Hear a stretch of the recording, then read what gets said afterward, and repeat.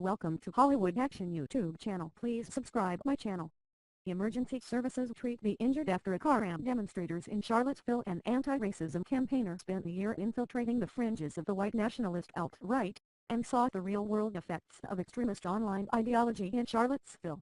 Patrick Hermanson had thought the day's drama was over. He had arrived at Emancipation Park in Charlottesville, Virginia, early in the morning of August 12, 2017. There he joined a group of far-right and alt-right activists who were protesting against the removal of a statue of a Confederate U.S. Civil War leader, Robert E. Lee. He found himself at the center of an angry protest when the gathering was declared unlawful and armed alt-righters were marched out of the park by police. He witnessed scuffles and was sprayed with mace by an anti-fascist counter-protester. After a walk to another venue outside the city, it was time for some rest. I switched out of my clothes and walked back into town, he says. I was just out getting lunch when I saw this big demonstration walk past. These protesters were marching in opposition to the white nationalist and alt-right gathering in the park. Patrick stopped to watch. That's when a car drove straight into the crowd. It plowed through the demo and stopped 5 or 10 meters away from me, he says. And then everything happened after that. One woman, Heather Hare, was killed by the car, and 35 others were injured. A man faces murder and other charges in connection with the attack.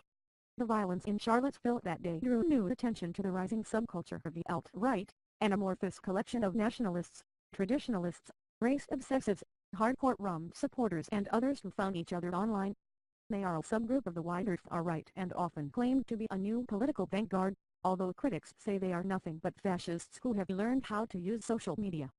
And Patrick Hermanson was well placed to make sense of the events in Charlottesville and their wider impact. By then he had been undercover in the alt-right, in the UK, Europe and the US, for a year. It's a simple process really, Hermanson says of his mission to infiltrate alt-right groups for the anti-racism campaign group Hope Not Hate. You start by building a new identity, based on what you think they will like and what they will be interested in having in their organization. And then you approach them, like any new guy interested in the far-right would, via the internet. Hope Not Hate recently released a study which found that membership of traditionally organized far-right groups was at a low point, but that they are being replaced by new networks developing online. And recently the retiring head of counter-terrorism policing in the UK has warned of the growing threat of far-right terrorism, with 4 alleged plots foiled in the space of a year. In attempting to infiltrate extreme groups, Patrick's backstory was that he was an exchange student, studying in London. I wanted to appear academic, because I knew they were interested in having people that were academically minded. His Swedish background also helped. Among the groups he frequented were many neo-Nazis who, like fascists in the 1930s and 40s, lionized Swedes as an original unspoiled version of the Aryan race. They believe that people from Scandinavia are more racially pure, he says. And of course, that was a myth back then, and it's a myth now, but people said to me in very clear words, "Oh, you are the master race." His initial online contacts moved swiftly to face-to-face meetings. The first came at a small pro-Brexit demonstration in London in the autumn of 2016. Online video and news reports show that the rally was sparsely attended, that most a few hundred people showed up, and most participants were politically mainstream. It wasn't a very extreme rally, Patrick recalls. But among the activists at the pro-Brexit demo were more extreme types, including the organizer of a group that Patrick had been investigating called the London Forum. The Forum has hosted Holocaust deniers and conspiracy theorists at its meetings. In a statement, a spokesman for the group said, "The London Forum comprises a range of people who care about their country and its demographic future and who wish to register their disagreement with the nigh ubiquitous enforced agenda of multiracialism and multiculturalism that threatens to destroy our identity irreversibly." There is no indication that the group has been involved in terrorism. Patrick became a Swedish teacher for his contact in the London Forum, and from those initial encounters, he was quickly ushered into the larger world of the far-right. Addressing the supremacists, some people think it's the fear that's the hardest thing, but it's quite seldom that you are actually afraid, he says. It's the stress you have to live with constantly. You have 2 phones. You have to live and you can't combine them in any way.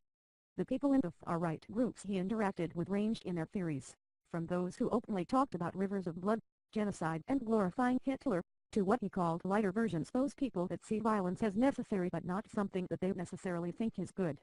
There are a lot of variations. He was invited to meet groups in the US and ended up at a barbecue with far-right extremists. He was even invited to speak at an event. I was in that difficult situation of how do I address 100 white supremacists in a way that I can't feel okay with, he recalls. I spoke in very general terms of how the left is oppressing the right and how they are infiltrating the right, he says. It was quite ironic. I just played on this idea of the right being victims.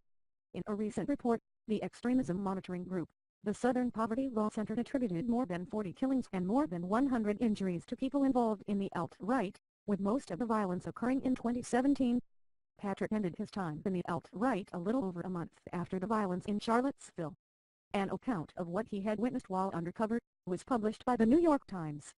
Predictably, the revelations prompted a backlash from the people who once trusted him.